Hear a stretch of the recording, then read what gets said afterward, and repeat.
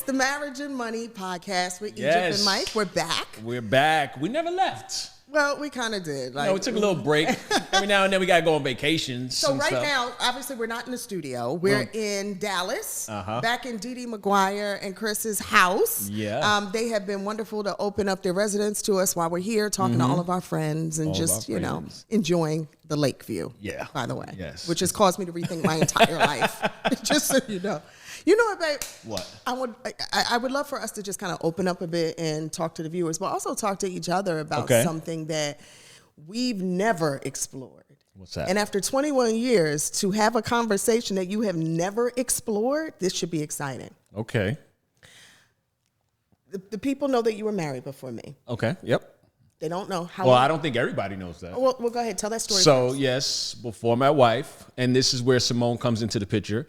She was my child from a previous marriage. You got married when you were how old? I got married when I was, when did we get married? I think it was like in my early 20s. Early 20s? You don't remember when you got really don't married the remember. first time? I That's don't. why you're divorced. I guess so. You know what? Now that I say that out loud, I didn't put as much attention on significant dates, something like that. And because we got married in the courthouse, right? So it wasn't like something I can flash back to and say, oh yeah, I remember we were here, we did this, X, Y, and Z. It was at a courthouse. But if I don't got remember the married date. when I was 18 or 19 or 20 or 21, I would remember that is when I decided to get married. I know you told me when we started dating, you were very young. Very young. Too young, right? And she was older than you. Mm-hmm. So you were married for how many years? I know, but I want y'all to know. You were married for how many years? You know what's crazy? I don't remember. Remind me. I'm so serious. I don't remember. You know, that's supposed to make me feel good. Almost like, there was no one before you. No one else mattered. I don't know. It's all a blur before you. But the reason I brought it up is because here's the question. We never talked about how you rebuilt your life after you got divorced. Okay. Like once y'all said that's it, and who filed for divorce? She filed for divorce. So she filed for divorce. Let me put this out there. When we were married, I got to be honest with you, I was in a space of trying to build this elaborate career, being on the road, touring, doing music. I'm a creative, so I've always had this mindset of wanting to be, on stages in front of thousands of people. So I was always on the road, always trying to focus on this. And her mindset was, no, you got to get this 9 to 5. You got to get it together, right? And nothing against it. However, it made me build up a lot of resentment to where I was in a space sometimes to where I didn't enjoy where we were. I didn't enjoy where I was in my life. So I cheated, and it just Not didn't work with me. out. Hold up. Before your mind goes in. Not with me. Not with me. So, and she filed for divorce. I was served papers. And how did you feel when you were served those papers? I knew it was coming. Right? Yeah, I deserved it. I knew it was coming, but at the same time, I was like, wow, it's going there. This is some grown-up stuff, right? This is some adult stuff to handle. I got served like something on a movie, out of a movie. I was actually with my mother at the time. Guy comes knocking at the door, acting like a delivery guy, and he says, hey, you've been served. I was like, I knew you were coming. Did you go and immediately run to her and try to save the marriage? No, because it was already over for me. When he came, I was like, okay, I was already separated in my head a year and a half before, so it didn't matter. However, with regard to building back up, it was a long, hard road, right? And that was the moment I said to myself, until I get my finances exactly where I want them to be, I will never date again. I will never get married again until I'm right. I need to be right financially because I don't want no one coming in the picture and saying, oh, you're not right. You don't have this. I need a man with this, X, Y, and Z. And I said, I'm not doing that. Not doing that. But then also, y'all had a child then. And then we had a child as well. She got pregnant at the end of the marriage, yeah? So now you got child support. You have 2 residences that you guys are paying for that you're trying to manage until you figured out what you were doing. I had to get rid of a timeshare. Credit was ruined. Timeshare. Yeah, it was a lot. Yeah, it was a lot. My thing was I was in a space to where if I did it once, I can do it again. I literally let it just all go. Let it all go. And started all over, which was, again, extremely hard because in my mind was, and I don't know why I went straight there. It was like, oh, I can't date. I can't date in this position. I'm pretty much at ground zero, right? So it was one of those things. I was in a space of, okay, so what do you do now? What's next? Again, I'm still on the road though. I'm still touring and I'm doing the music and everything, but what's next? There has to be more. And I'm looking at my bank account and I'm going, okay, we're going to go on the road and then we're going to come back and we're going to do some construction, right? We're going to build the bank account back up, get back on your feet, make sure this works out. And it was a trying time. So 2 years then, it was 2 years after your divorce was finalized that we met. Yep. And the reason I say that is when he told me he was divorced, that he had been married and divorced, I wanted to see the papers. Right? Because they were co-parenting, so she was still in the picture. Yeah. Her name would often come up, and I'm like, okay, what I don't mind dating somebody who's divorced. Right. Even separated. I don't want to be fooled, bamboozled into, and then all of a sudden I find out I'm dating someone who's really still married. So I wanted to see the divorce with the decree. And so we started dating. It was almost 2 years from that date that was on the divorce papers. I remember that. And then you were so honest with me, which was one of the reasons I fell in love with you. He was so vulnerable. Listen, I like you. I said, I'm showing up me. I'm showing up me. I want to date you. But Mom, I'm still rebuilding. I've been divorced for a few years and I'm rebuilding credit and I'm rebuilding my financial picture. And this is where I am, redefining my career. Can you deal with that? Right. And my answer at that point was no. I thought I couldn't deal with it. So we just decided to be friends, right? Then it turned into friends with benefits. Y'all know how that goes. And then all of a sudden, I think I love him. But no, then we started building together. Right. We realized that, you know what? We have a lot of commonalities. We can do this together. But we have an amazing guest. He's got a wildly successful podcast. Everybody and their mama's been on it. Except us. Let's take that up We'll when take he it up comes when and we sits get down. Right?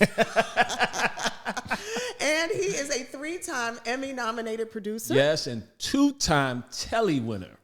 Welcome, Laterras Whitfield. Laterras. What's up, family? Welcome.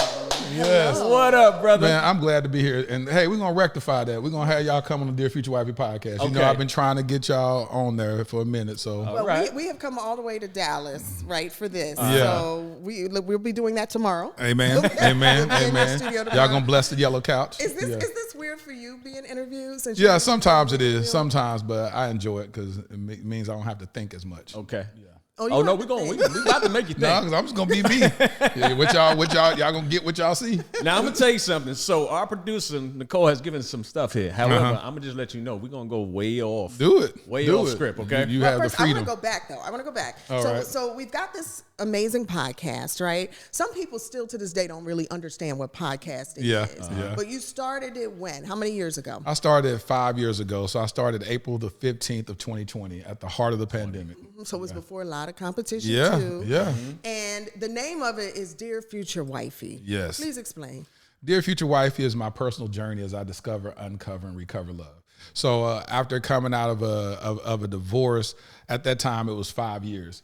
And I said, you know what? I can't be the only person that has taken vows and mismanaged them. And I said, you know what? I want to heal publicly. And so that's what I decided to do, is just heal publicly. Said, I'm going to create a platform where I can be authentically me, share all my hurts, habits, and hangups, and in hopes that we can all heal together. So the reason your marriage of 5 years, you said you were married for 5 years? I was married for 10 years. You're married for 10 years. And at that time it was 5 years ago. Okay. Yeah, so so the it's about to reason be your 10 now. marriage didn't work, and I know you're very public about all of this, but for our viewers, Yes, just to give them a little history, it didn't work. Why? It didn't work for various reasons, but the main thing that I take ownership of is I cheated on my wife multiple times while we were married. Okay. And even after going through healing and counseling, I just couldn't forgive myself.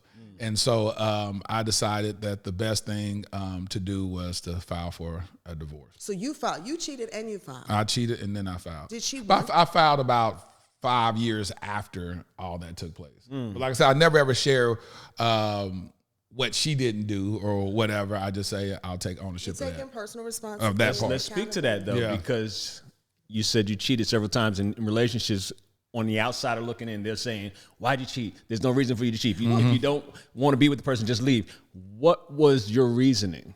Well, my reasoning was, first of all, I lacked integrity. That's the basis of what caused me to cheat. What I felt that I needed in the marriage was I needed my cheerleader. I needed somebody that could, my love language is words of affirmation. Okay. So I didn't have that in my marriage. My wife didn't affirm me. And so I looked outside for what I should have gotten inside internally. So when all the women clapping their hands at that time, I was touring shows across the country as a national playwright, director, and producer. And when they started clapping, it was like, Laterras, you're so amazing, you're so great. Yeah. And it was typically friends that I had. It wasn't just some random or whatnot, but I self-medicated with women. Okay. So number one, I applaud you for taking accountability for it, but can we dissect it just break it down? Right? Let's go, Egypt. Did you ever tell your then wife absolutely what you needed and what you wanted? Absolutely. How did you tell her? Because sometimes men, wait a minute, y'all think you tell us stuff, but you don't. And the same thing with women. Sometimes we think we have communicated effectively, and we don't, because it just didn't drill in. Right. So did you sit her down and say, babe, what I need from you is I need you to tell me that I'm handsome. I need you to tell me that I'm great and you're proud of me. I need you to tell me that the penis was good. Right. I need you to tell me all of the things. So let me tell you this, maybe not to that level, but this is how I shared it, which I've shared before, is that first year of marriage, first couple of months of marriage, my wife prior to marriage said, hey, I don't want you to think our marriage is going to be based on sex. And I was like, okay, of course it's not going to be based on sex. And the way that I internalized that was she didn't want to be viewed as a sex object. I said, easy. I didn't know that she had a predetermined amount of frequency in her mind with how often we would have sex. So the first year of marriage, the first couple of months of marriage, we were having sex once every 10 days. And so I was like, okay, now I didn't sign up for this. 1 second. If there's ever a question, I do want you to look at me like a sex object. Okay? If there's ever a question. That's why we're together now, okay? Testify, Mike, testify. Classy but nasty. I'm putting it out there. Testify. Okay? And so that's what I'm thinking I'm signing up to. And that's why I said a lot of conversations need to be had prior to marriage instead of people having unrealistic expectations. Yes. So here I am, I'm getting married thinking, everybody's like, oh, y'all newlyweds, y'all getting it in like bunny rabbits. And I'm like, but she had you on a schedule. I had a schedule that I didn't even know. Every 10 days. And it wasn't even predetermined. It was just the way it lined up. It was like every 10 days.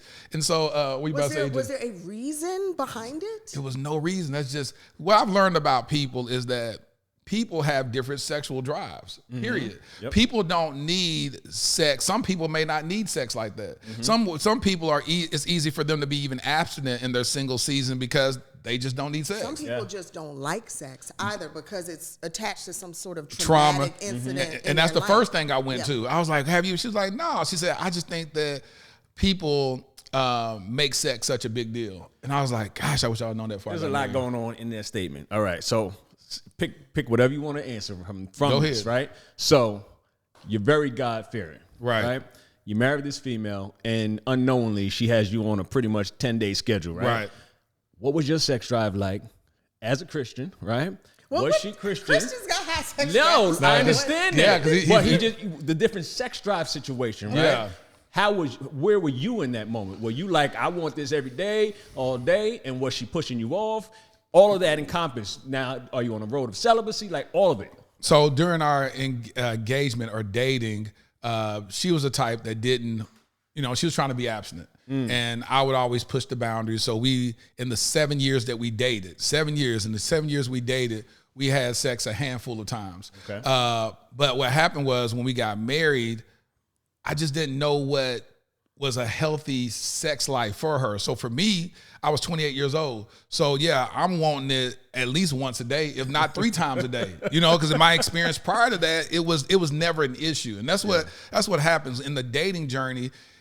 Well, for me, it was never an issue. It was a situation if I'm with a woman, you ain't got to have a whole lot of conversation about it. Y'all just have sex and it's equal. So I got married and it was the direct opposite. And so I'm like, how do you navigate this? And I would hear people talk about, well, when you get married, the sex is cut off. And I was like, I don't believe that. Y'all ain't gonna fill my head up with that. And then I got married and I was like, this is different. So then what I did, Mike, is I self-medicated first by masturbating. So I said I never wanted my wife to feel uncovered or feel like I don't desire her or feel like I'm not satisfied with her. So I didn't, Egypt, tell her straight up like, I'm not pleased, could you do this more? I said, okay. She told me prior to marriage that she didn't want our marriage to be based on sex. So what I'll end up doing is I'll just masturbate. Gotcha. Didn't involve porn or none of that stuff. And started masturbating. What happened, Egypt, was that I ended up leaving the lubrication in the shower. And she came. I ended up slippery in there. Oh, yeah, a little slippery. Yeah, I left in there. Baby, when you walk in there, be careful. You may break your ankle or something. Don't tell me you got in trouble. No, she saw it. She didn't care. I was afraid that it would bother her. And she ended up finding it. And then she said, because I came back home and I said, gosh, I forgot to move it. And I noticed it was had been removed. And I said, so let's talk about this. She said, what? I said, I left the lubrication in the shower. What do you think about that? She said, well, yeah, take care of yourself. Take care of yourself. Okay, so on this note, what we're really talking about is sexual compatibility. Facts. At the end of the day. And I think that a lot of people ignore that portion of the relationship that is going to be so important. People get divorced for finances, infidelity, or they are intimately unhappy. Those are like the three reasons that people really are getting divorced. And so that brings me to many who are saying, I'm going to be abstinent. Right. And let's talk about that because we have men and women. Omarion said he had decided to be abstinent, before getting married. And then you have some people saying, right on, that's good. God would be proud of you. Your mama, your grandmama, everybody's going to be proud of you. But then for those who are a bit more practical and have lived in their skin and in marriage for a while, understanding how important that is, and saying, ooh, I don't know. Like, you might want to test the waters a little bit first. You might want to have those conversations. Yes. You might want to experience that, at least an engagement. Absolutely. To make sure before you say I do, that she really will do. He really will do. Really will do the do. Yes. For me, I'm abstinent because I know that I had to kill that Goliath in my life, which is sexual discipline. And so prior to marriage, God told me before I got married the first time, you'll never be faithful to your wife unless you first become faithful to me. I didn't understand what that meant. I was like, whatever. That makes a lot of sense, but I'm a young man. We got hormones. We're going to do what we're going to do. But I recognized that I didn't operate in sexual discipline. And so when I faced that in my marriage, what did I do? I went and self-medicated outside of her. Now I'm practicing sexual discipline. Now I'm able to say, if I can deny my body right now when I'm told that I can go do whatever I want to do, I can have sex with women all across the globe if I wanted to by the freedom, and no one's going to be mad at me about it. I operate in sexual discipline to know that whatever happens when I get married, now definitely those real conversations have to be had, because I'm not going to knowingly walk into a situation where my future wifey doesn't want to have sex. She doesn't have a sexual appetite. That's just not going to work. But that whatever she may face from a health situation, or even me from a health situation where sex may not be prevalent, that I can operate in sexual discipline where I'm not going external for something I should be getting from my wife. If you don't use it, you lose it. Yeah. I felt that several times. Egypt, I done fallen. Now, hold on now. You ain't going to give me a pass to start falling off my abstinence journey, because that's what happened to me. So let me tell you why that's interesting. Go ahead and tell us. I did that. You said so much good stuff. Like, I have questions, but go ahead. I don't want to interrupt because you're on the roll. Go ahead. Egypt, so in 2020, I took a vow of abstinence. In December of 2020. Did it on my podcast and all that. that. Was literally right after the divorce. I'm 5 years in my journey. Okay. So you decided to abstinence right after the divorce? No. 5 years after my divorce. Okay. 5 years after. Amen. So I decided to do it, but the journey, like I said, I've been practicing this thing for a long time. Not abstinence, but sex. So after 2020, I was abstinent for about 7 months, and then I fell off. And then when I fall off something, I'm a surrender totally to it. So I was back in these streets for about another year. Binge eating? Yeah, binge eating for about a year. Egypt, you gonna say binge eating? Now my mind went to all kinds of different things. You done put. It went there. We went there. Yep, they went there too. They went. Okay. So yes, binge eating, if you would, for the analogy you want to use.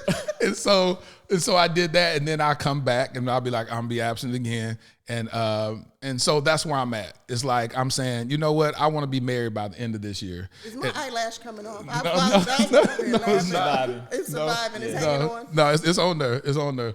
And but the reality is that I know that this has to be. I'm believing God to be married this year. Yes. I'm believing this God. Year you have claimed it. I'm claiming it. So 2025. 2025, I'm expecting suddenly. I'm expecting God to do something, reveal who this woman is, and I ain't playing no games. Well, let's go there for a second. Are we being realistic then? Because 1000%. if you say, I expect to be married this year, Expect. yet you have not even met the woman. Expect it. Well, I don't know if I met her or not. So that's what I'm saying. Is like, that's why I say revealed, because I find oftentimes, especially interviewing over 200 couples or people period on my podcast, I'll watch how certain stuff happens suddenly. It may be a friend that I have that, you know, we just friends, we cool. And then God makes that spark happen, open up that door and be like, this is your wife. And like, I never knew this all along. You know what I'm saying? And we may have known each other for a year, 2 years, or 3 years, or whatever. Yeah. And he reveals that. And so I'm in a place of total surrender. So Laterras, obviously, with a wildly popular podcast, you're an incredibly charming and funny guy as well. Thank you so much. Easy on the eyes, you know?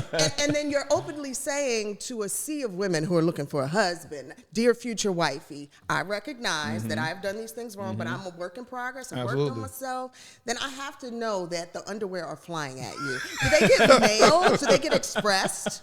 You know, do they arrive in packages? What happens? It gets strange. They show up on tour. Yeah, they show up. They show up at venues. They bring me gifts. They sit in the lobby at venues or lobby at the hotels that I'm at. You know what I'm saying? That's not what you want. Nah, that's not what you want. So let's qualify then for those who are watching, knowing that he's looking for a wife. Yeah. Okay. Let's Mike qualify. already know. Mike know. I ain't finna tell them the blueprint to my heart. That's where I was getting ready to go, brother. Yeah, Mike already literally felt about it. to say that because I was one of my things as I'm sitting here. I said as soon as they finish, I got to go there. Yeah. In my opinion, as a man, even for a female, with your podcast, with your guests, saying what you want, saying what you need, you're pretty much giving them The blueprint. The blueprint. So when they show up, are they really showing up as their authentic That selves? part. Right? That part. How are you being able to decipher what is really for you out in these streets? So yeah, absolutely. That's a good question because the reality, I don't share exactly what I'm looking for. At the end of my podcast, I write letters to my future wifey, but I don't share specifically what I'm looking for because I allow God to give me the spirit of discernment to be able to see even in the person beyond what I may be able to see presently. For instance, I may meet a woman, go on a date with her, and through conversation, I go, there's something more to her than that. And then I'll begin to unpack whatever it is, and then God will speak to me. That's what you need. You need a woman like that. Well, I didn't think that this woman was like this at first, but as I began to excavate who she truly is, I realized there's some gems there. And so I allow that to be something organic. I don't try to premeditate every conversation or tell a woman, this is what I'm looking, here's 10 points that I need. And then I have these women showing up like that. Now I'm totally confused. So I ain't gonna confuse my own self. We believe divorce is not an option. That's good. Okay, so for us, we also got married kind of later in life. I was only 28. Egypt, I don't know why I'm not believing that. I don't like the way you rubbed your hair like 28 that. 28 though.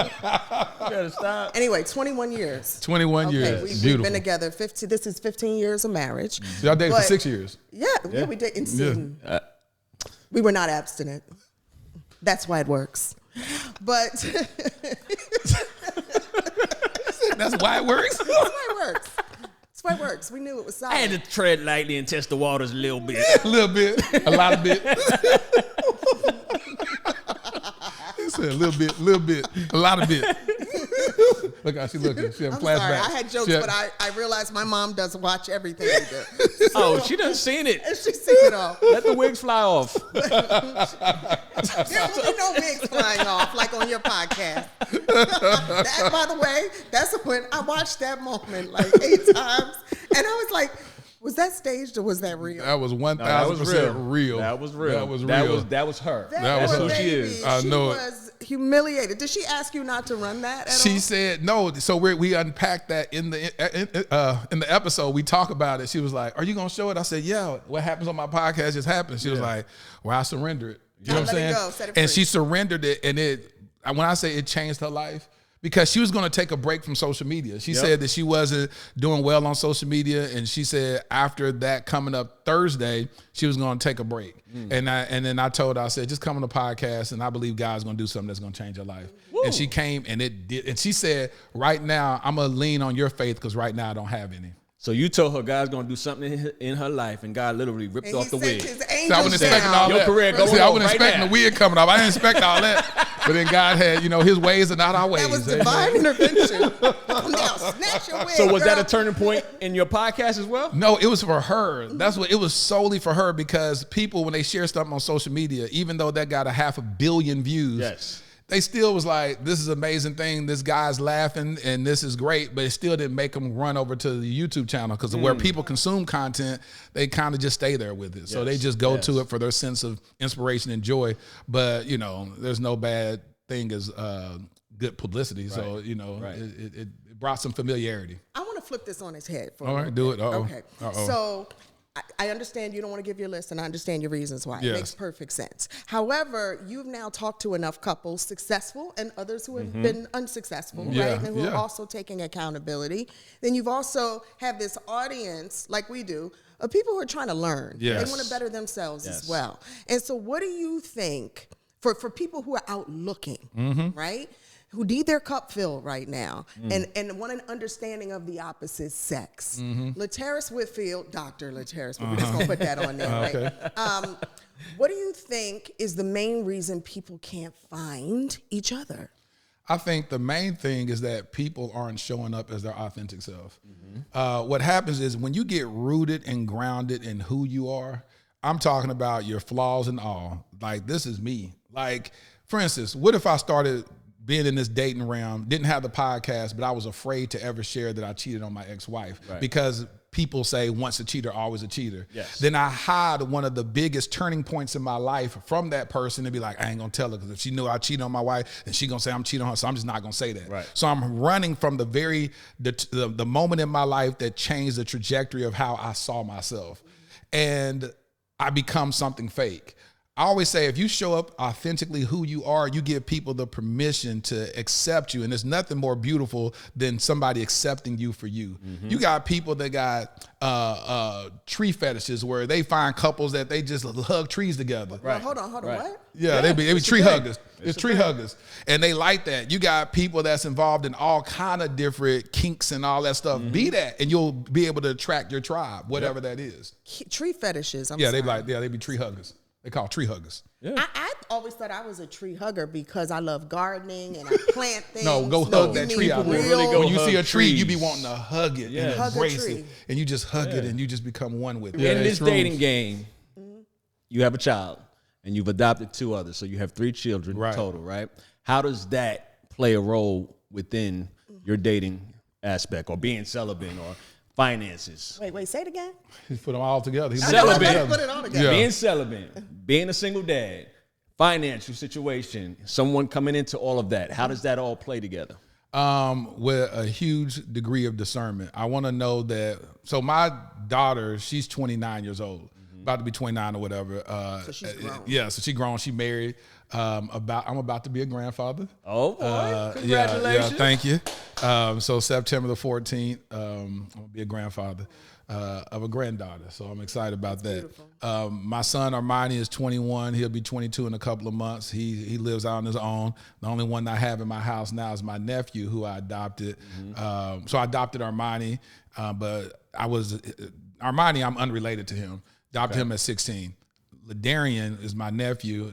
Adopted him at 7. He's 16.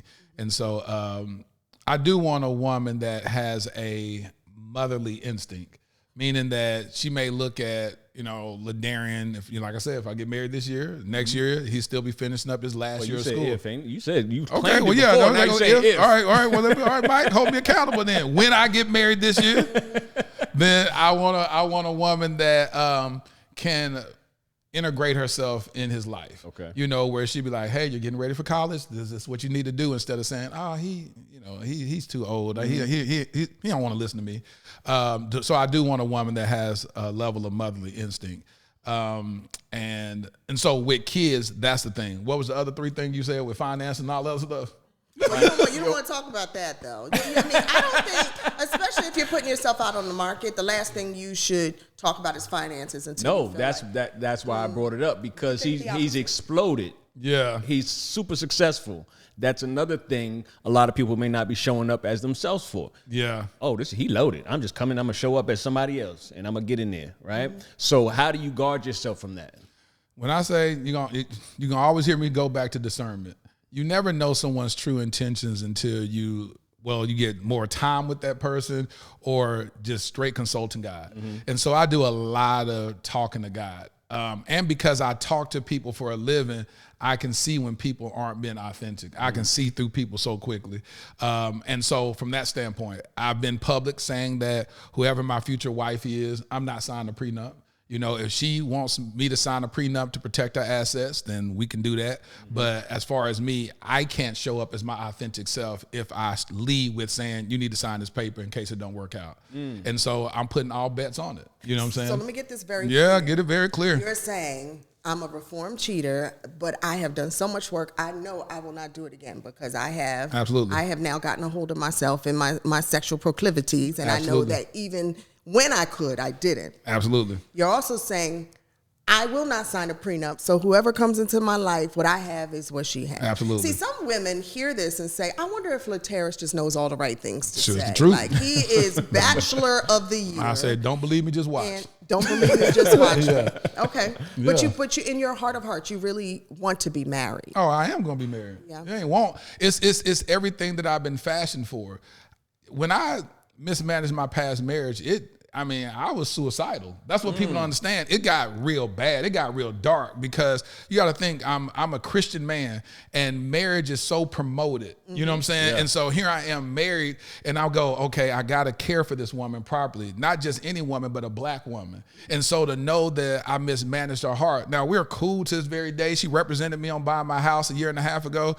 So we're really, really cool, but I still carry that. I carry the fact of saying that, you know what? I took vows. I didn't honor that with God. I didn't honor that with the woman. And so I believe in do-overs. When I was in foster care, what they teach you in parenting is if a kid does something wrong, to say, hey, you want a do-over, to give them an opportunity to make a right decision. Well, that has been the bedrock of the way I think. I believe in do-overs. So with me, I said, this is going to be the ultimate do-over for me. It's for me to honor a woman that even when you started saying like Dr. Laterras and all that stuff, a lot of people have asked me to come on platforms as a relationship expert of some sort. And I always shy away from that. And I said, I'm not a relationship expert. That's what we say too. Yeah, I said, I'm not a Just trying to relationship get it expert. right. Exactly. And I say, and the only person that can deem me with that title is my future wifey after being loved properly by me. So that's what I'm looking forward to the most, is that when I show up in this woman's life, she shows up in my life, and through whatever time that God allows us, she looks back and says, I've never been loved more properly in my life than this I man. love that. I have Period. never been loved More properly in my life. Baby, I have never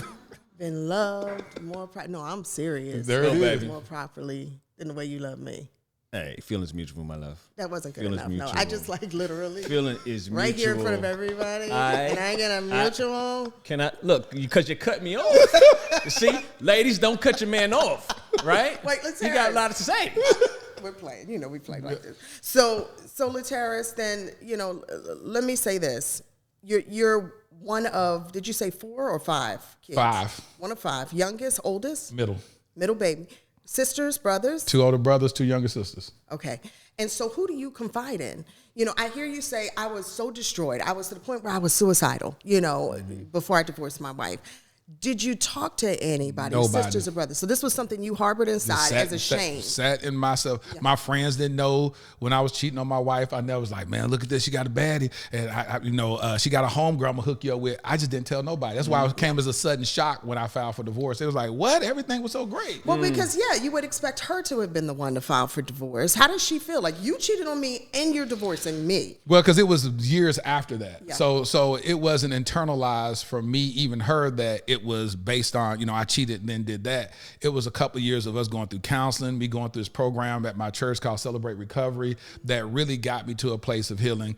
And it just came to a point where I told God, teach me how to divorce my wife with grace. With grace. With grace. Because the reality is you can sit there and be slinging mud and all that. I said, I don't want that because I married you for a reason. Yeah. Right. You know, I loved you. You know, I never saw divorce, you know, in the horizon. I said, we're going to be married until we turn old and gray. Somehow down the line, we didn't make good decisions. And this is where our marriage came to be. And irreconcilable differences. Yeah. That's what it became. But so there's so many things I loved about this conversation. I love so much more to it too. I love the accountability behind it. Never once did I hear you trash her at all. I love that also you're rising to the occasion and recognizing that you got to do the work first internally. I mean, hopefully so many people, because nobody's perfect, right? I'm surprised by now you haven't connected with him and said, me too, I did the same. He was married before me and much the same. You know, we had the same conversation. Because that's why I said there's so much more. Because if we, literally just of what you said, the suicide part, we could sit here for an hour on that. Yeah. We could sit here on an hour on the fact that, you know, she was okay with you masturbating. Yeah. Like there's too much to divulge, right? So if I don't want to go off on a tangent because he's saying so much great things. But I relate totally. Yeah. Totally. And I say I don't have to elaborate because go watch one of the earlier episodes because we done spoke about it and broke it up.